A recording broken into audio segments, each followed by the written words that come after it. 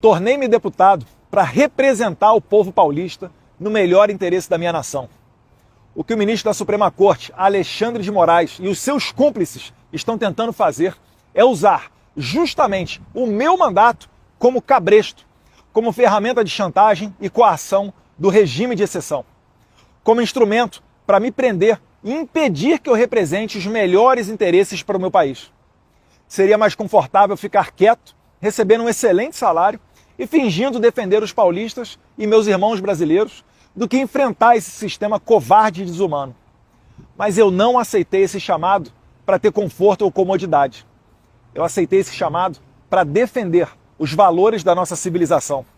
Aceitei essa vocação como um compromisso não só com a minha família e a minha nação, mas como uma aliança com Deus, um voto de lealdade que apenas um homem com caráter e fé pode entender. Não irei me acovardar, não irei me submeter ao regime de exceção e os seus truques sujos. Assim sendo, da mesma forma que eu assumi o mandato parlamentar para representar a minha nação, eu abdico temporariamente dele, para seguir bem representando esses milhões de irmãos de pátria que me incumbiram dessa nobre missão. Irei me licenciar sem remuneração para que possa me dedicar integralmente e buscar as devidas sanções aos violadores de direitos humanos. Aqui, poderei focar em buscar as justas punições que Alexandre de Moraes e a sua Gestapo da Polícia Federal merecem. Vocês, homens de geleia, pequenos e vaidosos, não estão acostumados a lidar com homens de convicção. Acharam que iam me chantagear com os benefícios e regalias do cargo. Não poderiam errar mais miseravelmente. Os melhores parlamentares, verdadeiramente vocacionados, não são figuras caricatas apegadas aos títulos da burocracia. Abro mão de cabeça erguida, de toda essa pompa, para seguir firme na minha missão de trazer justiça para todos os tiranos violadores de direitos humanos mais básicos. Eu estou falando de vocês, os psicopatas que prenderam mães de família, idosas, trabalhadores e todo tipo de pessoa comum e inocente. Irei abraçar esse sacrifício com entusiasmo. Focarei 100% do meu tempo nessa única causa: fazer justiça.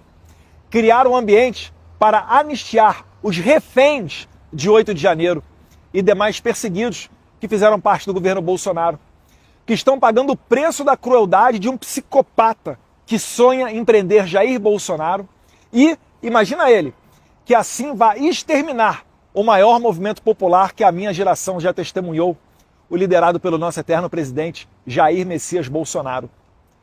Também não descansarei até construir o cenário internacional que permita eleições limpas, transparentes e com ampla participação da oposição.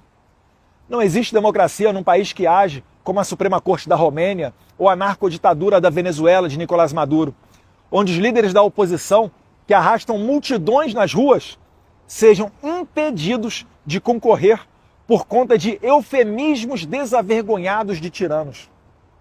Ressalto que a minha posição de deputado federal, ainda mais tendo sido o mais votado de toda a história do Brasil, bem como filho do presidente mais popular da história recente do país, me facilitava sim a abertura de portas internacionais. No entanto, essas portas já estão abertas. Agora, necessito de tempo e dedicação integral para seguir trabalhando e representando não só os paulistas, mas todos os brasileiros. Nessa jornada, só tenho a agradecer a Deus. Um filme passa na minha mente e entendo quão extraordinária é a providência divina. Poucos sabem disso, mas no mesmo dia que os deputados do PT peticionaram a PGR requisitando apreender o meu passaporte, em 27 de fevereiro, eu estava voando com a minha família para os Estados Unidos, num voo que eu havia comprado poucos dias antes. Provavelmente, nem o PT e nem Alexandre de Moraes esperavam que eu fosse passar o feriado de carnaval fora do Brasil, já que eu havia recém-retornado de minha viagem dos Estados Unidos 2 dias antes, em 25 de fevereiro.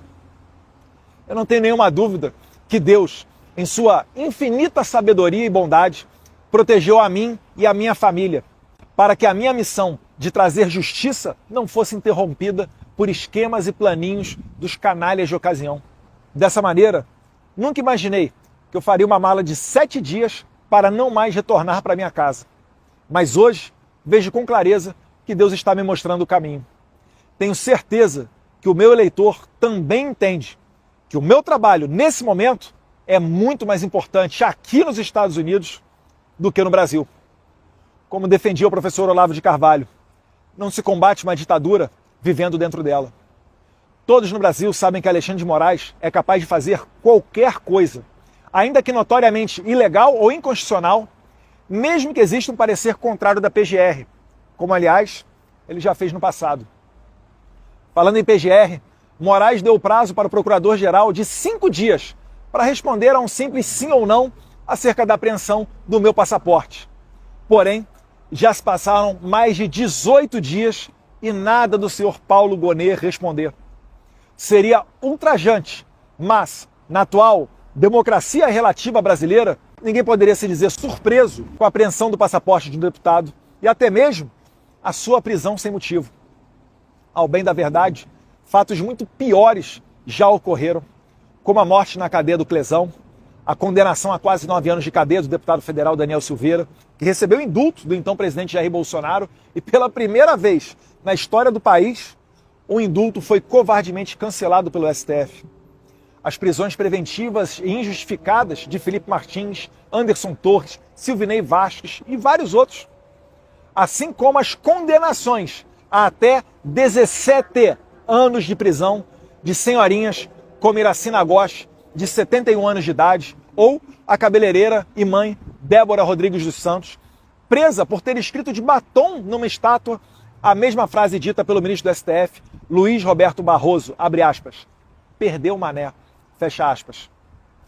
Quem, em sã consciência, pode esperar algum tipo de pudor ou moralidade de um regime de exceção? Como alguém pode esperar a justiça vinda de um pedido para prender o meu passaporte, feita por deputados do PT e encaminhado diretamente para as mãos do Alexandre de Moraes, sem sorteio ou distribuição? Ou seja, serei julgado por um inimigo declarado, pela mesma pessoa que eu tenho denunciado aqui no exterior. Serei julgado, de acordo com o juiz Marco Antônio, assessor de Moraes, pelo cara que quer me pegar de qualquer forma. Lembram dos artigos do Glenn Greenwald? Esta é a pessoa que está me inserindo criminosamente no processo de golpe de Estado da Disneylândia, também conhecido como golpe de 8 de janeiro. Certamente, não é fácil me afastar temporariamente do cargo de deputado federal. Não é fácil saber que o meu pai pode ser injustamente preso e talvez eu jamais tenha a chance de reencontrá-lo pessoalmente de novo. Não tenho dúvida que o plano dos nossos inimigos é encarcerá-lo para assassiná-lo na prisão ou deixá-lo lá perpetuamente, assim como aconteceria com Donald Trump, caso não tivesse sido reeleito agora em 2024. Contudo, a vida é feita de decisões e sacrifícios. Se esse é o plano de Deus para a minha vida, entrego-me de corpo e alma, para que eu possa ser um instrumento de sua vontade, para que eu possa ser mais útil na libertação do meu país, para que eu possa parar a sanha totalitária de um psicopata sem limites. Sim, eu aceito esse sacrifício com honra. Vou morar longe dos meus amigos, dos meus familiares, da minha pátria, mas não descansarei até que a justiça seja feita e a minha nação seja libertada. Se Alexandre de Moraes quer apreender o meu passaporte, ou mesmo me prender, para que eu não possa mais denunciar os seus crimes nos Estados Unidos, então é justamente aqui que eu vou ficar e trabalhar mais do que nunca. Alexandre, a minha meta de vida será fazer você pagar por toda a sua crueldade com pessoas inocentes. Estarei focado integralmente nesse objetivo. Só retornarei quando você estiver devidamente punido pelos seus crimes, pelo seu abuso de autoridade. Finalizo comunicando ainda que, graças ao excelente trabalho desempenhado pelo líder do PL, deputado Sóstenes Cavalcante, que não se dobrou às pressões do PT, e também pela retidão e compromisso com a legalidade do presidente da Câmara, deputado Hugo Mota, que no meu lugar será nomeado o deputado federal gaúcho Zuco para a Comissão de Relações Exteriores e Defesa Nacional. Ele irá me ajudar institucionalmente a manter essa ponte com o governo Trump e o bom relacionamento com países democráticos e desenvolvidos. Juntos, nós iremos trabalhar na mais sagrada missão que um parlamentar pode ter, que é a de resgatar liberdades perdidas para o nosso Brasil.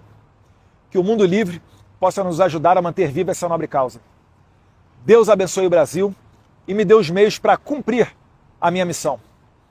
Conto com o apoio de todos vocês, que assim como eu, travam essa honrada batalha pela liberdade. Deus, pátria, família e liberdade. Deus abençoe o Brasil, Deus abençoe a América.